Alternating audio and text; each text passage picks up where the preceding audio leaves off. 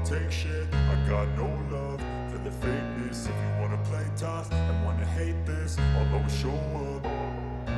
I don't ever slow up, no I don't take shit. I got no love for the fakeness. If you wanna play tough and wanna hate this, I'll always show up and make a statement. And hello everybody, I am Ian Bremer, President of Eurasia Group, and this is AI Power Play. I did not come up with the name for this panel, you will be very pleased to hear. We have a lot to talk about. I'm going to very briefly introduce the very distinguished panel of guests. Immediately to my left, the Managing Director of the International Monetary Fund, Kristalina, Georgieva. Brad Smith, the President and Vice Chair of Microsoft, Khalid, Alfella, the Minister of Investment of the Kingdom of Saudi Arabia, and last but certainly not least, Ashwini Vaishnaw, the Minister for Electronics and Information Technology of India. So a pretty good global breakdown, interests, responsibilities. We're going to try to get to a couple of questions at the end. If you have something really smart to say, we get towards the end, try to make eye contact and see what happens. So I want to start off with Kristalina. And we're going to begin with sort of the geography, the geopolitics of what's happening in AI right now. I mean, you think it's all about Greenland at Davos this year, but actually there's another Davos going on, which is very fast-moving, involves an incredible amount of investment. It's one of the reasons why you just upgraded the economic outlook. Talk about your global perspective. How is power changing around the world with AI? Oh, definitely it is. When we look around the world and we see what is injecting resilience and strength in the world economy, AI definitely is a factor, and so is the advancement of private activity over the last decades. The state moving out of the economy, letting private business do its part. And those two things work extremely well. So we created the Index of Preparedness to see how well are different countries ready for AI. I would put them in three categories. Those who make it happen, those who watch it happen, and those who are saying, what the heck is happening? And actually, on a serious note, we look at four things. We look at physical infrastructure, we look at labor, skills, capabilities. We look at diffusion. AI may be happening, but if it is not changing the economy, it's not so relevant. And then we look at regulation and ethics. And then we rank countries. Not surprisingly, we have at the top a very small group of countries. Now, in the current environment, probably would be interesting to recognize that the United States, Denmark, and Singapore are the top three. And of course, China is with a very potent capabilities, but China is so big that you can't get that high in this ranking. Not surprisingly, we have many emerging market economies with comparative strength. Saudi Arabia would be one of them. Actually, India would be one of them because of the bet on IT that India is making that are in the higher spectrum. But low-income countries and a very big number of mid-size, middle-income countries are way, way behind. And they're behind on all four. So the world as a whole is already experiencing the arrival of AI. But I do worry about the accordion of opportunities that are much more present in some places than in others. And then we look at the impact on labor market. It is quite dramatic. We calculate that on average, 40% of jobs are touched by AI, either enhanced or scrapped or changed quite significantly without implications for better pay. In advanced economies, this is 60%. In low-income countries, 25, 26%. Again, accordion of impact. Now, my main message here is the following. This is a tsunami hitting the labor market. And even in the best prepared countries, I don't think we are prepared enough. And if you allow me to add one point. It's just going to take away from your time later, Kristalina, but that's okay. Oh, I know you. You are like an accountant. You hold this to account. And I'll give you, 2 minutes from the next one. Okay. So what I want to say is that we did something very interesting. We said, okay, how much are actually jobs changing, really? And what we found out that in advanced economies, in the United States, for example, you read advertisements, and 1 in 10 would have a new skill that didn't exist before, at least one new skill, maybe 2, maybe 3, maybe 4. And then these guys would get better pay. So what is the impact? The impact is they have more money in their pockets, they go to restaurants more, to movies more. So demand for low-skilled labor in services goes up. And in fact, who is squeezed?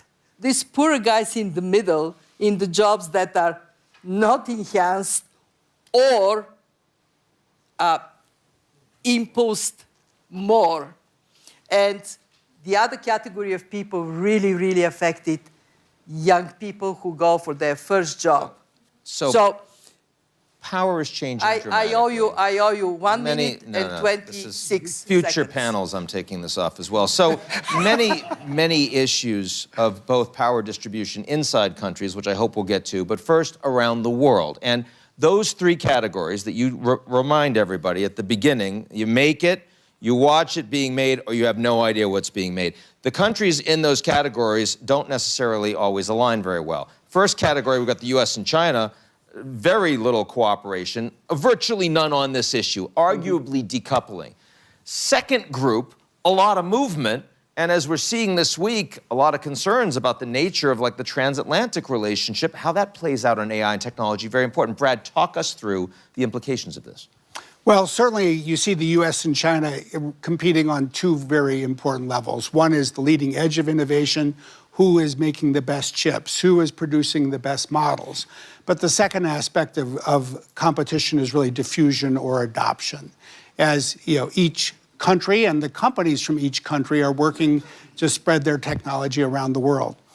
I think it's easy to forget in a more global economy just how important the transatlantic ties are. When you have a conversation on a week like this about an island like Greenland, of course it's a national security topic, but it needs to be considered, I think, in the context of these economic ties. When it comes to AI, I think people in Europe often look at the United States and say, well, we need this or we need that, but they forget they have ASML, they have Ericsson, they have Nokia, they have SAP, they have Siemens. There is a very important tech sector in Europe already. And if you look at the ties across the Atlantic, it's easy for Americans to forget that 70% of foreign investment into the United States comes from the rest of NATO. 40% of American exports globally go to the rest of NATO. So we always need to remember the context in which these issues need to be considered. If you think about the changes that AI is having on the geopolitical environment, Brad, would you say that that AI is doing more to bring countries together? Is it doing more to force countries apart, or is it on average kind of absent from that conversation? I would probably say on average it remains absent, but it is going to become more important every year. And when you look at the Kingdom of Saudi Arabia, when you look at India, I think you see the future. And you see the role that AI is playing there already, and you see the role that that will play, I think, in both growing their economies, but connecting their economies in new ways with the rest of the world. So, Ashwini, incredible talent base, fastest growing major economy in the world, an AI player, but clearly in the second grouping that Kristalina is talking about, have to think about alignments with the United States or China to a degree, but how much do you have to think about that as a country like India? How much can you chart your own course irrespective of what the Americans and Chinese are doing? Actually, clearly in the first group, and the reason for that is there are 5 layers in the AI architecture. The application layer, the model layer, the chip layer, the infra layer, and the energy layer. We are working on all the 5 layers, making very good progress in all the 5 layers. On the application layer, we will probably be the biggest supplier of services to the world. Go to an enterprise, understand the business of enterprise, understand the working of that enterprise, and provide that service using AI applications. That's going to be the biggest factor of success or successful deployment of AI, because that's where ROI comes from. ROI doesn't come from creating a very large model. 95% of the work can happen with models which are 20 billion or 50 billion parameters. We are creating a bouquet of such models. We already have. We already have a bouquet of such models which are now being deployed in multiple sectors to increase the productivity, to increase the efficiency, to increase the effective use of technology. So our focus is very much on making sure that AI diffusion happens in a very big way. And I don't know what the IMF criteria has been, but Stanford places India as 3rd in terms of AI penetration, in terms of AI preparedness, and in terms of AI talent. All the 3, actually on AI talent it is number 2. So I don't think your classification in the second bouquet is right. It's actually in the first. So talk about in India in an environment where the AI shifts in geopolitics are happening so quickly. Again, this was a conversation that didn't even exist at the World Economic Forum 5 years ago. And you now have radically different capabilities in different countries around the world. India has become a geopolitical player in its own right in the last 10 years. Didn't even want to play geopolitics before Modi came in. How does AI play into that capacity around the world, into what India wants to be on the global stage? Listen, if you look at the way AI is shaping geopolitics, what can a country which has a very large model, let's say, without taking any names, can it switch off that model? Fair, switch it off. What will happen to a country like India? We have our own bouquet of models which can be used for 95% of the work that we require to do. So, does creating a large model give you a geopolitical power? I don't think so. It might actually be causing certain conditions where the people who are creating those large models might go bust in the coming years. You never know. They might go bankrupt in the coming years. The situation is, we have to understand the economics of this new, I call it 5th industrial revolution. We must see the economics of the 5th industrial revolution. The economics of this 5th industrial revolution is going to come from ROI. ROI is going to come from deploying the lowest cost solution to get the highest possible return. If you have a 50 billion parameter model, you can deploy it using 1 GPU.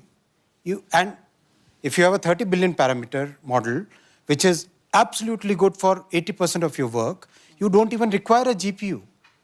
Where is the geopolitical thing in that?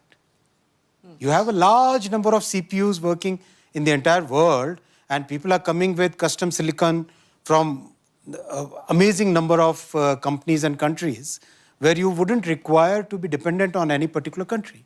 So that the so-called geopolitical edge that you are probably hinting at is not there.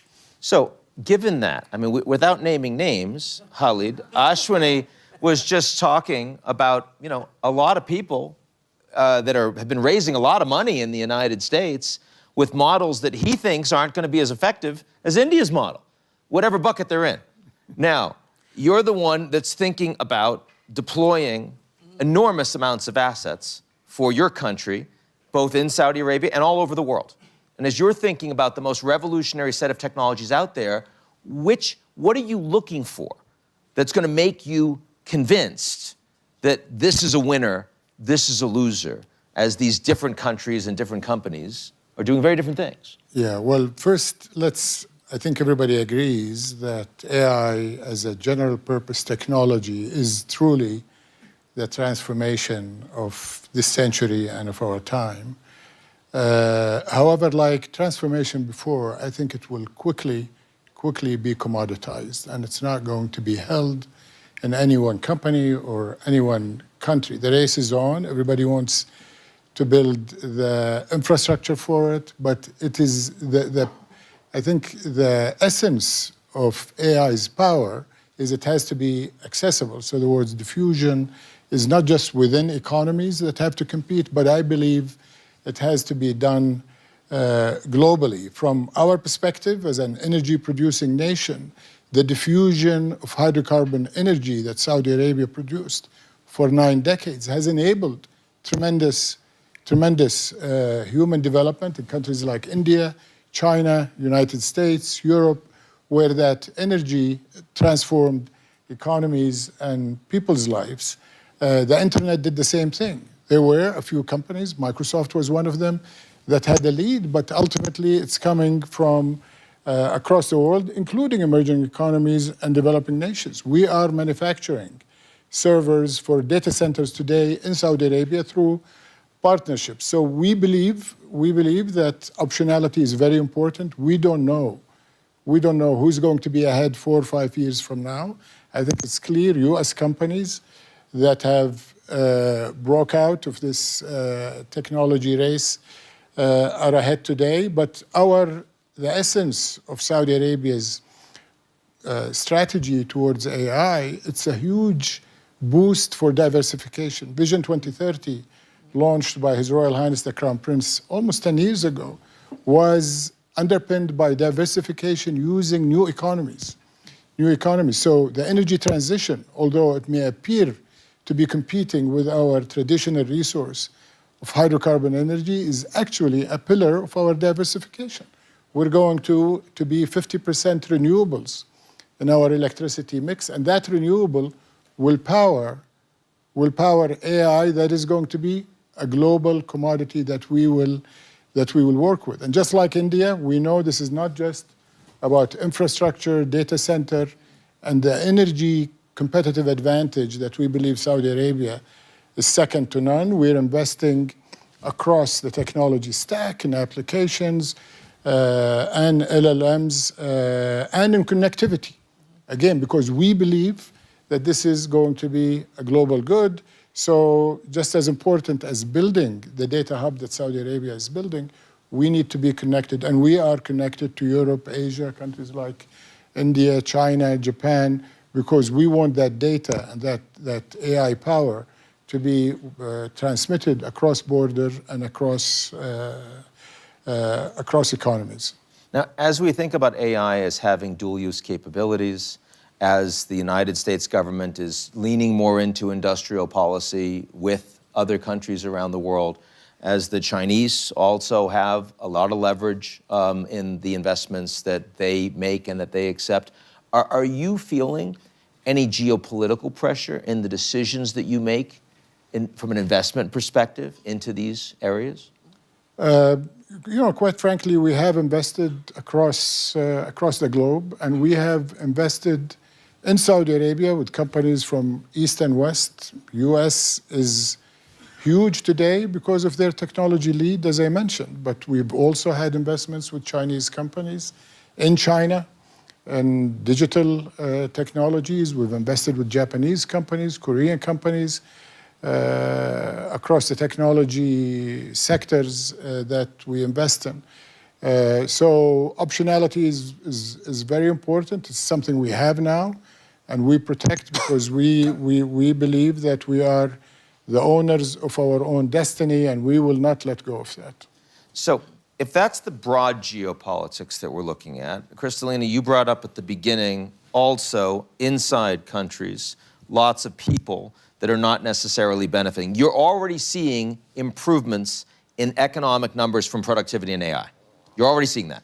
What we are seeing is that there are indeed jobs that get enhanced, and we also see jobs that are replaced by AI. This is happening categorically. it is hard to have a consolidated and broadly accepted definition of how we measure. The way we measure at the IMF, we have a fairly big range of impact on growth, global growth, from 0.1 to 0.8%. Let me just say that 0.8% is huge.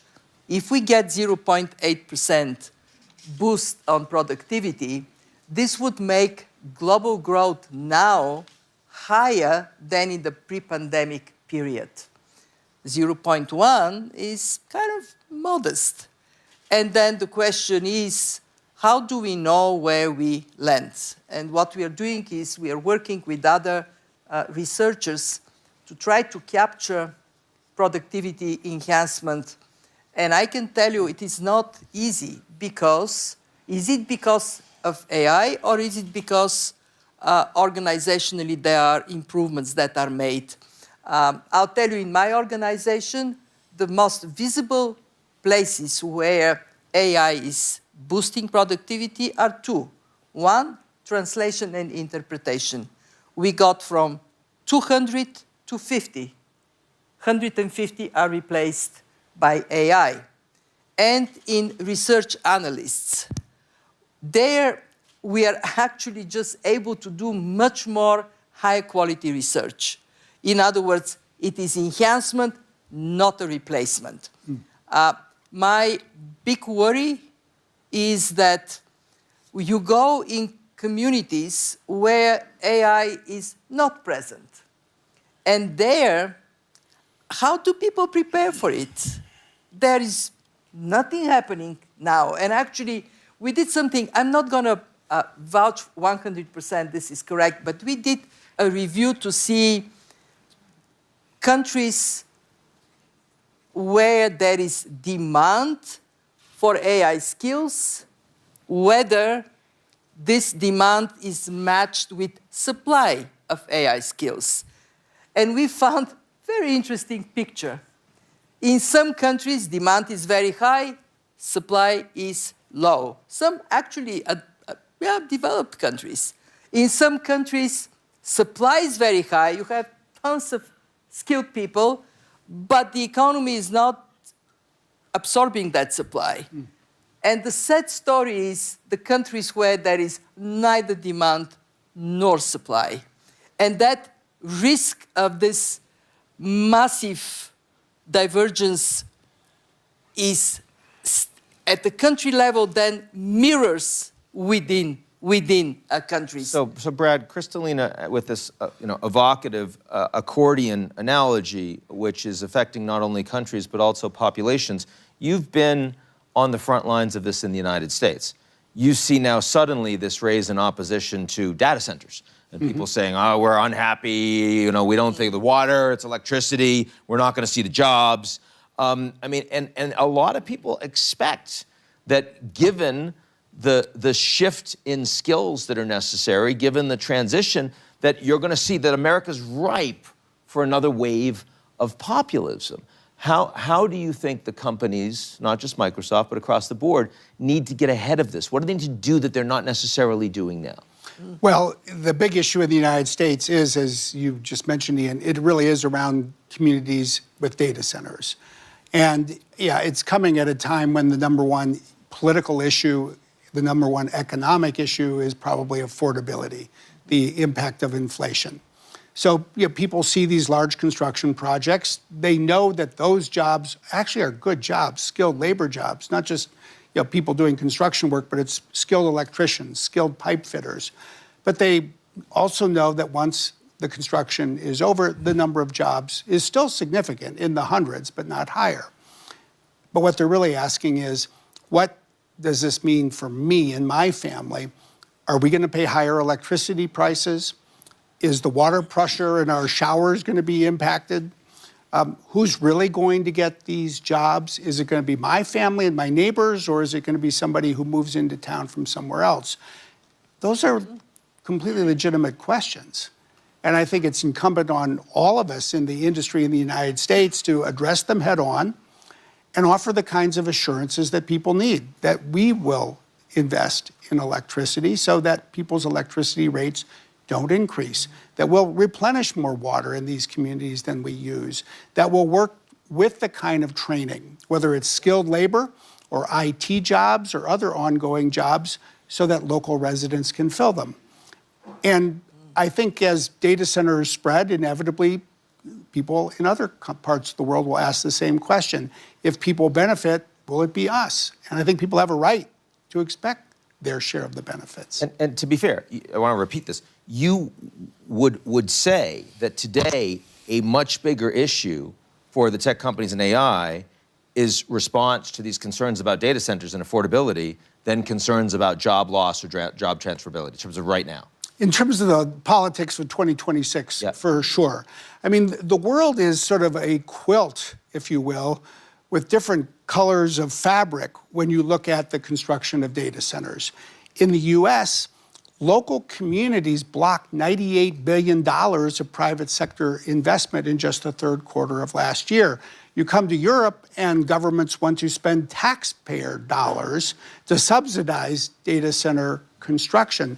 You look at the Middle East and there's obviously a major economic strategy of creating an export, a token export or exports, if you will, out of, say, Saudi Arabia, the UAE and the like.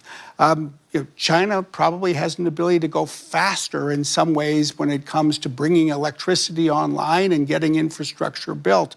You go to Africa, wow, there isn't electricity. We need more electricity and we need more data centers. So, Ashwini, when you think about how AI can be used, I mean, technology, India already did an incredible job with the Aadhaar.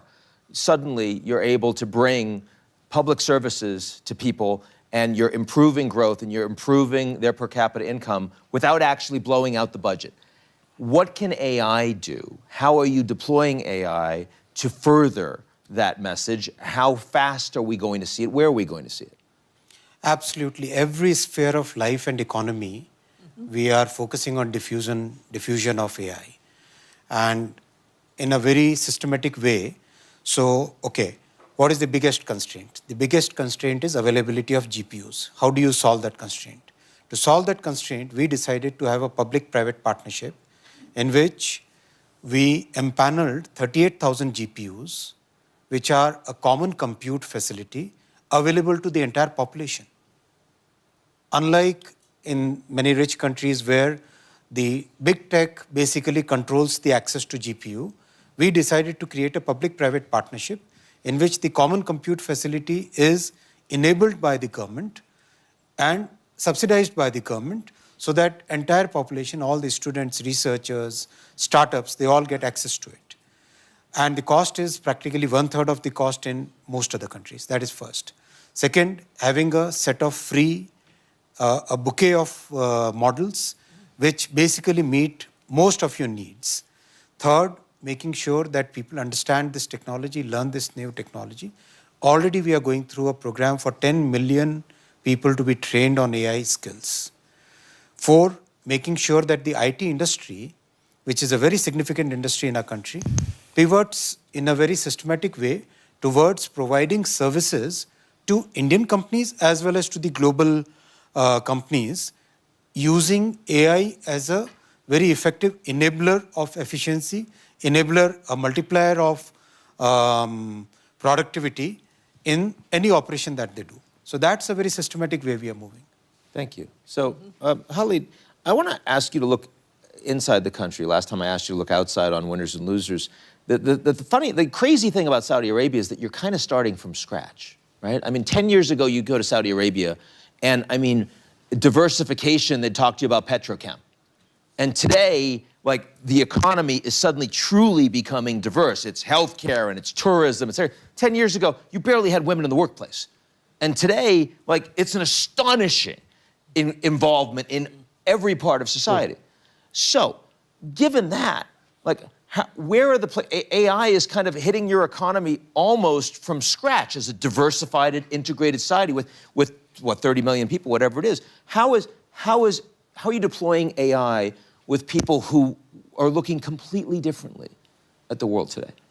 Well, first of all, I would disagree with coming from scratch. You'll be surprised how tech-savvy and tech-native the Saudi population is. 70% of the Saudi population are below the age of 35, and the majority of them are as comfortable with digital technologies as any other country in the world. In terms of policy and regulation, when Vision 2030 was launched by His Royal Highness the Crown Prince, we identified technology as the key enabler, AI included, and started building the policy, the regulation, the platforms within the country, the data centers for the sovereign data sovereignty that was key for portions of the data. But in addition to data privacy, we had an open data. We talked about diffusion and access to compute, but access to data to achieve the same purpose of research, drug discovery, productivity improvement. Having a policy also of open access to data was a pillar that was launched before COVID. This is back in 2018 and 19. We have a ministry-level organization called SADAIA, the Saudi AI and Data Authority, that regulates and sets the guidelines with flexibility to allow the evolution of AI to take place and the innovation to take place. But it also protects and regulates and makes sure ethical standards. Within the UNESCO, Saudi Arabia was one of the first countries that proposed guidelines for the country on ethics in AI. Then we create a national champion, which is co-invested by the PIF, our sovereign wealth fund, and Aramco, that is investing at scale way beyond the need of Saudi Arabia and the Middle East. Because as I mentioned in my first question, we think AI is going to be a very key pillar of the global economy, and it's going to be globally traded, and therefore connectivity. And we are playing to our strengths, but we're also quickly bridging the gaps that we recognize we have. So we're developing our own LLM. SADAIA developed the first Arabic large model called Alam, and now it's owned by Humane, which is our national champion, and they're building on it. We have applications. I can tell you many use cases where over the last few years we have deployed AI applications in healthcare. It has cut the time to diagnose diabetic eye disease by 80%, and the rate of and the thousands of man hours of clinical physician hours have been saved in that case. We have our renewable energy company, Aqua Power. They have cameras on the blades of their winds that identify birds approaching from far away, and if they think they're coming near the windmill, they shut. You got to tell President Trump about that. They shut.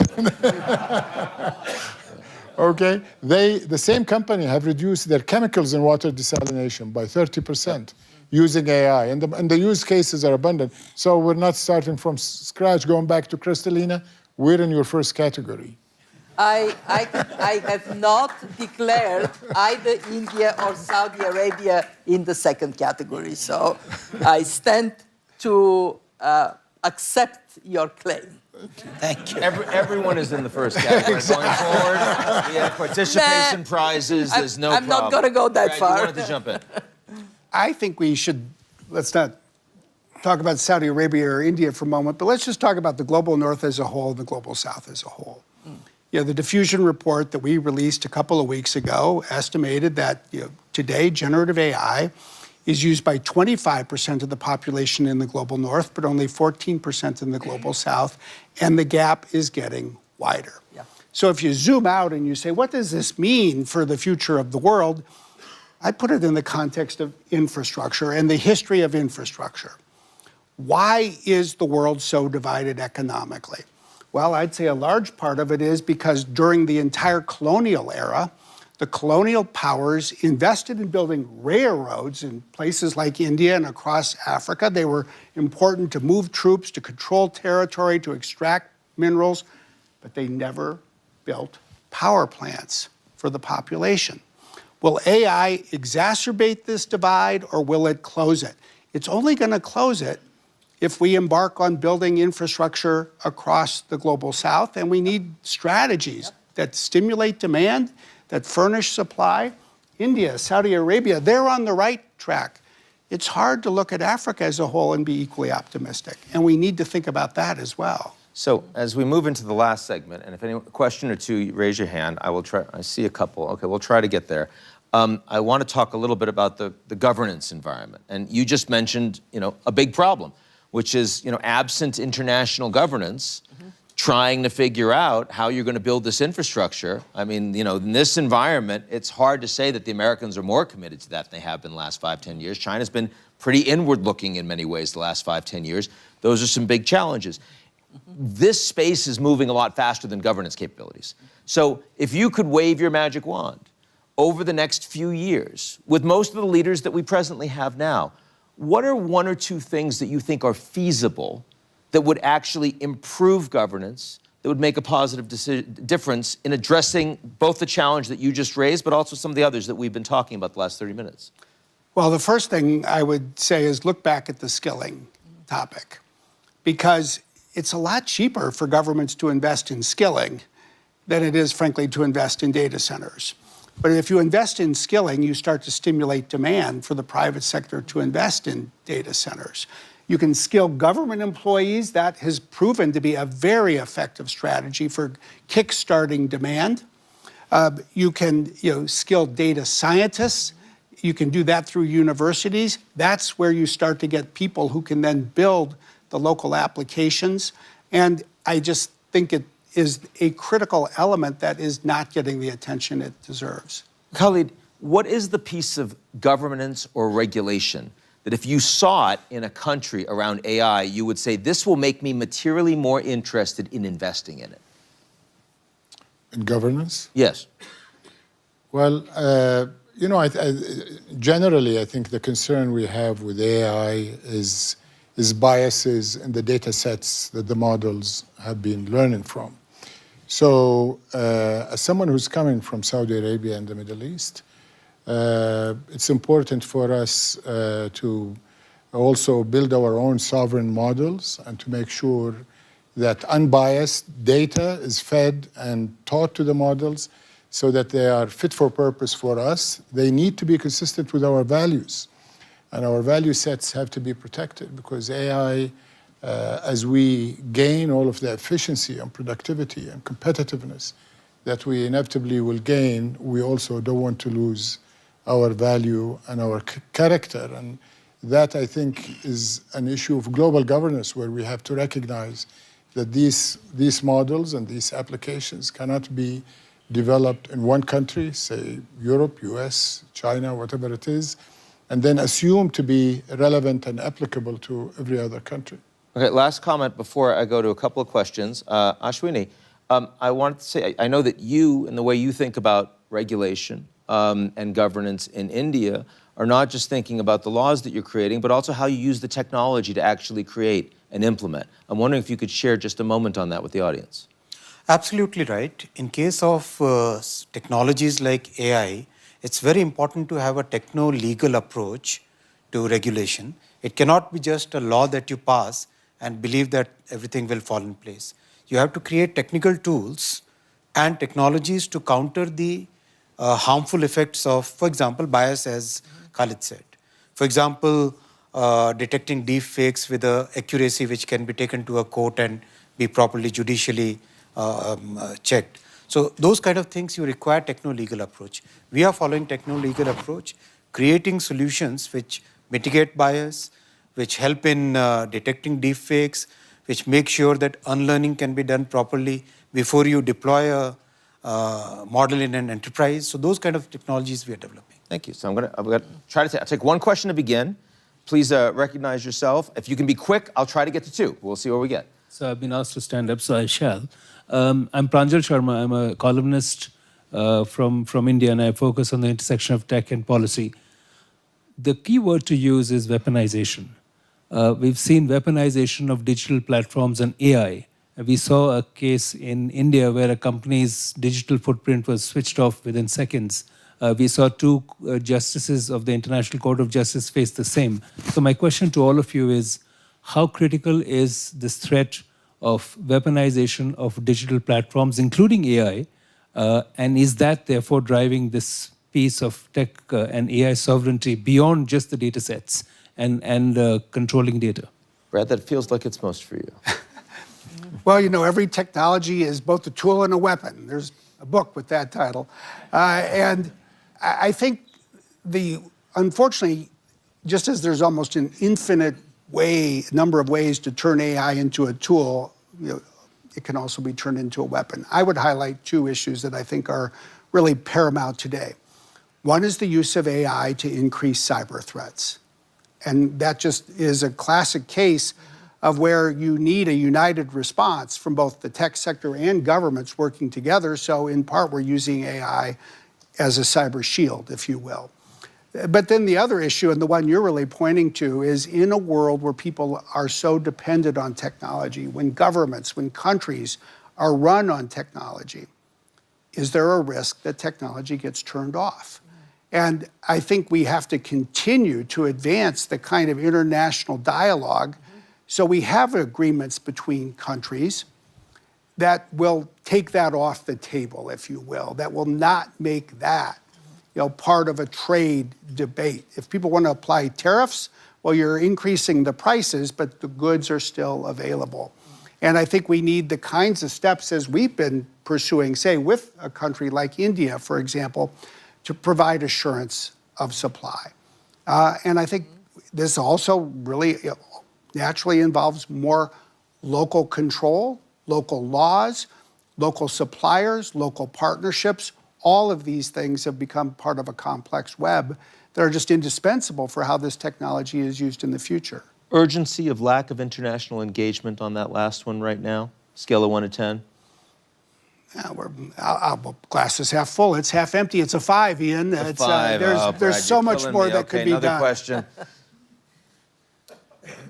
Namaskar. Hi. I'm Ishan Pratap Singh from the Global Shapers community, the New Delhi hub. I'm a 22-year-old entrepreneur. My question is for Mr. Smith as well. And what would be the correct analogy for the example you used about railroads and power plants in context of AI? And do you think the solution to fix that is to put universities and centers at the forefront rather than companies doing the job? The thing that I would highlight is that we're, what I would suggest, in the 7th wave of technology driving infrastructure. Gone from canals to railroads to electricity to the telephone to highways for cars and airports for planes. Now we have AI, it requires infrastructure. I think unlike, say, airports and highways, but like the first 4, the private sector is investing globally. That is good news because that is helping to spread infrastructure around the world. But there are key shortages we need to address.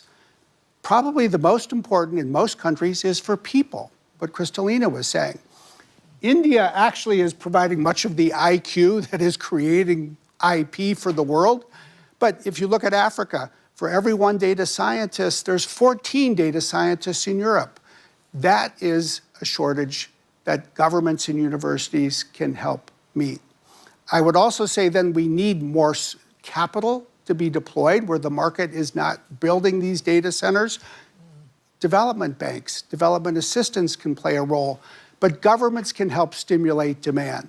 When the public sector adopts AI, when countries consolidate demand by putting together, say, regional agreements to enable a data center to serve 6 countries and not 1, that will stimulate more investment. We need to get the investment moving. And I think governments are best served when they survey the market, look for the market failures, and fill in the gaps. Last quick question, a young woman in the front. Hello, I'm Maria from Portugal, also a global shaper. I'm an AI developer working on drug discovery. So you've mentioned the problem on entry-level jobs, but you also mentioned education. And as a follow-up question, yes, education is very important, but the people are leaving universities and they need the entry-level jobs. I don't know if any of you have some thoughts on this question of, yes, we get education, but then how can the youth actually get these entry-level jobs, and what solutions can we actually bring for this? Kristalina? But the one important thing we see is to recognize that how people are prepared has to leave space to be ready for new skills and be able to fill applications where these new skills are a requirement. In other words, learn and adapt rather than learn specific technical skills and stop there. It is not an easy problem, and this is where we are telling governments that they have to invest much more thinking into helping communities, individuals, businesses to be prepared for the world of AI, because it is here. It's no more a world of the future. And I want to say one thing about Africa. I have a very deep conviction that a way we can help Africa is if we finally fulfill one commitment that was made. That is not very expensive. $15 billion to get every African citizen, business, and state institution connected to the internet. It is a step that would help tremendously. Of course, there are issues of electricity. They also need to be resolved. But it is not unresolvable if there is will and there is this strength of helping countries not to fall so dramatically behind. In my institution, we focus a lot on Africa. We do one thing, which is digitalize all government services. It serves as an impetus to get countries moving. And actually, we strongly advocate for this issue of skills. Be very proactive. Don't allow this to come so ahead than young people are on the street and desperate. I'm glad we ended with that. It's a good note. And please join me in thanking our panel today.